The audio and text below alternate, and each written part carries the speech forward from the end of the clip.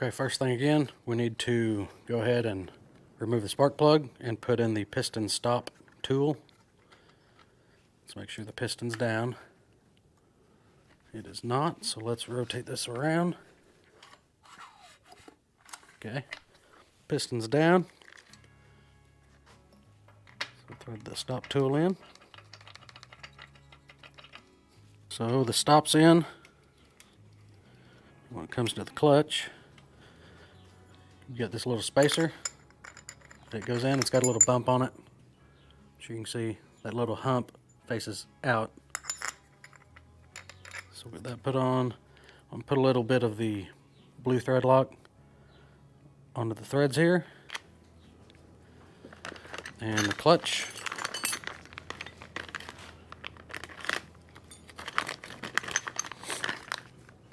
Got the clutch and the drum and the sprocket. Looks like it came with a 7-tooth rim sprocket. Okay, now this will go on, and this is a backwards thread.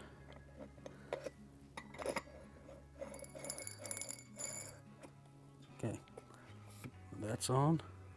We're up against pistons up against piston stop, and on torquing this, the spec says it is 70 Newton meters, and that is 51.6 foot-pounds. So I'm just going to put it on 52. But you're going to have to make sure your torque wrench can go left hand, because this is left-handed threads. So there's 51, 52.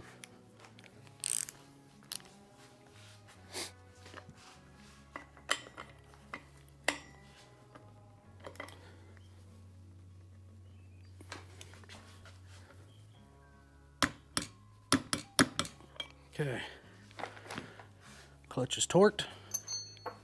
Okay, now that it's torqued, we're going to back the piston down just a little bit. Just use the recoil starter so I can get the piston stop out. I'll probably go ahead and toss the spark plug back in again. Just keep anything out of it. Okay, so the next thing we're going to throw on is this little bearing. That's going to go, it's going to ride inside this drum here on the crankshaft. But we're going to take some of that lube, some of that multi-lube, stihl multi-lube, coat that thing up pretty decent in it.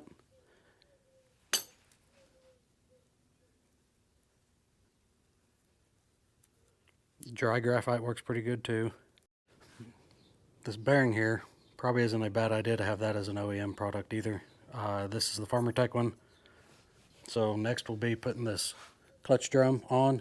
You can see this little notch here. That's actually what goes into that arm of the oil pump. If you remember, the oil pump on the worm gear had a long little arm. And we want to make sure that gets lined up on that oil pump.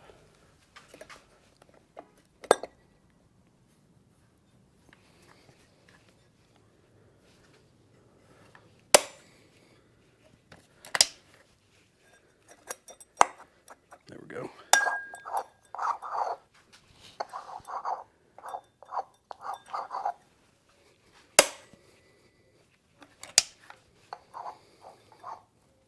Now once the drum's on, it spins free. I had to cycle the brake lever back and forth to really get this thing to free up. I guess that brake band wasn't quite seated. But we've got our rim sprocket to install. This washer. And then this little circlip. Stick down on there.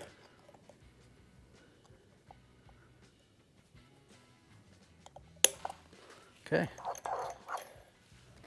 I'm going to tighten up the spark plug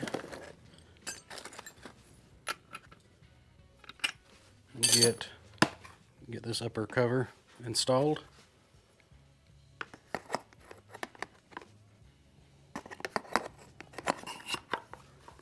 Just like that. Okay. Okay, this shroud takes 3 of the M5 by 16 millimeter. You're going to have one that goes in here, one back here, and one right up over here. So let's get them tossed in together.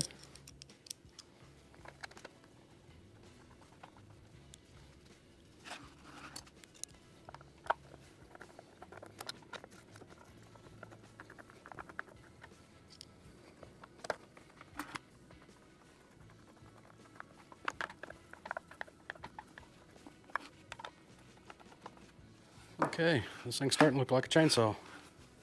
Okay, now we can go ahead and get the spark plug put on. I'm going to feel for the click to make sure okay. Felt like it made good contact. Got up there with the cooled up wires and the spark plug wire. Okay, next thing, we're going to install these couple items.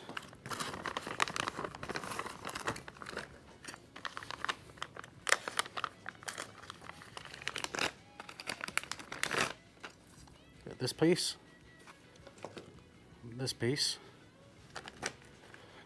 Forgot earlier, also we can push this in side of the carburetor. So that's already in.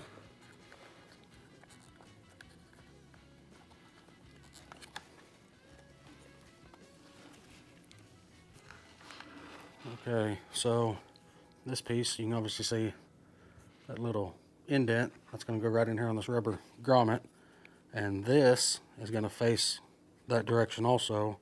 And it just slides together like this. Snaps into place. Like so.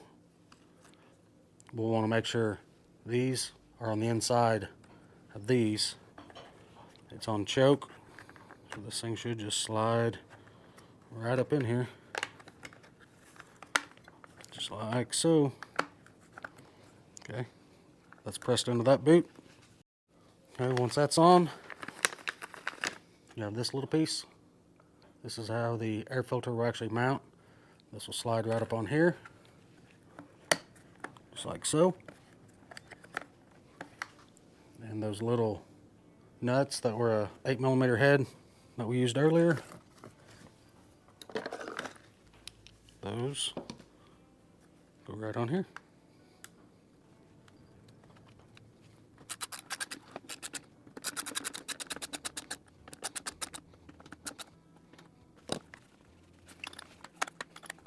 And after that, you've got the air filter assembly.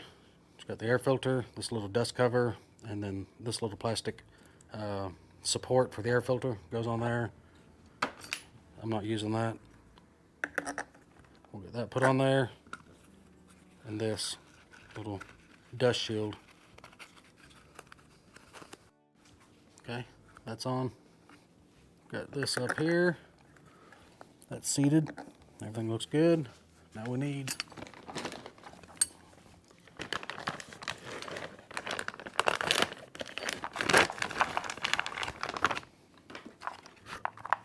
this back cover.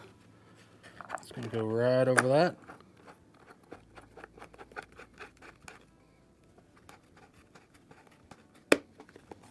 Okay.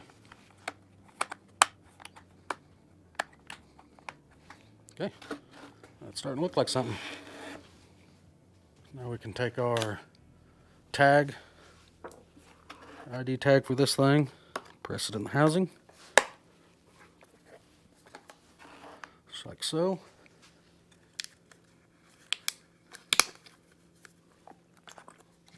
I'm going to wipe this off back here, because while I was ordering parts,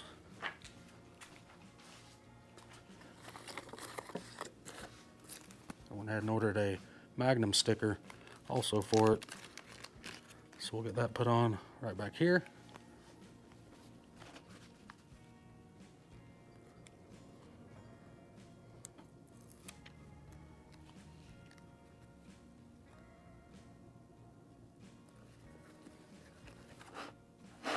Looks like it's made for it. Okay, I promise the end is near. So far I'm quite happy, being the first time doing this. So let's get the gas cap installed. This little ball fits down in this little slot. So you can see it right here, my finger's on it. And you'll just pull it right back up and that ball will lock in.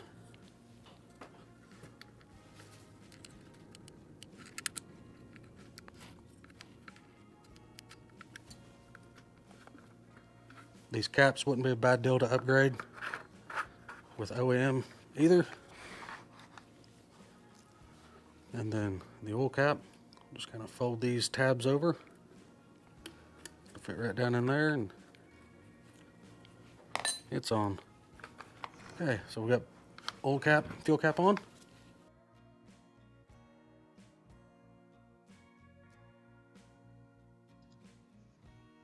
Okay, everyone.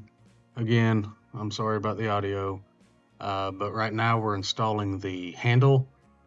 It takes 2 self-tapping screws, the 2 short ones, they go in the bottom of the handle, and the 2 longer self-tappers go in the side handle up there. And I am using my little impact driver to get them started, but I'm not using it to run them completely tight. I'm still tightening it by hand, just because I feel you're more apt to strip the plastic out if you do use the impact all the way. So I figured finishing it up by hand would be a lot safer for it.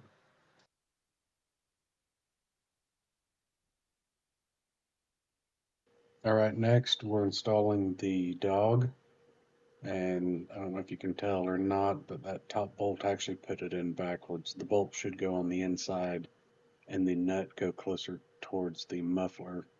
I do fix that here in just a minute. But there's 2 bolts for the dogs.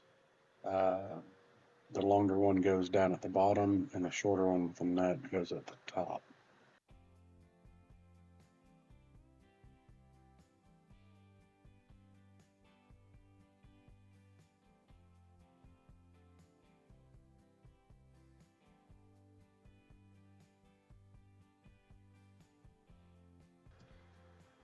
So you can tell there's no room to get a socket or anything on the nut being on the inside.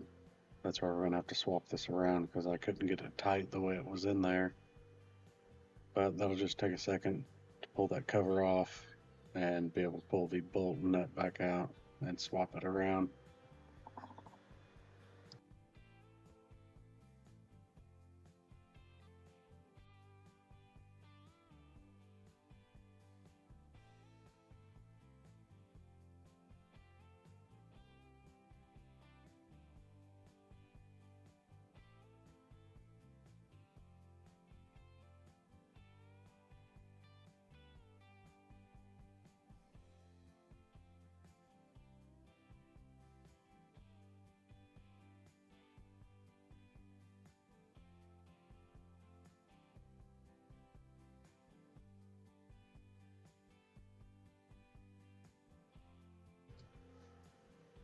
So here we go with about the last step. We're going to get the bar and chain installed and the side cover. I do have a Forester chain that I want to try out, but I end up putting one of the Oregon 75, I think they're EXLs.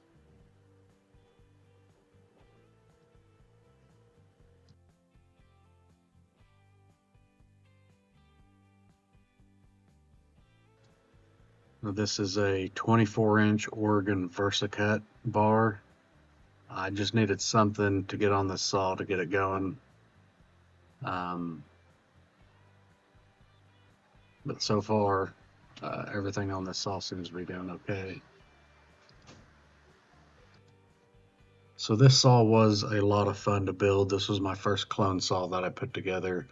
I learned a lot doing it, had a lot of fun doing it. Um, I think it's going to be a good asset to have around to be able to pull a bigger bar if I need to. But if any of you all are thinking about putting one of these together, it really was a lot of fun and it really wasn't that bad to do. So go ahead and get you one. I really do hope some of you all found the information on this build series helpful. But if you would, go ahead and give the video a thumbs up, consider subscribing to the channel, and we will see you guys in the next one. Thanks.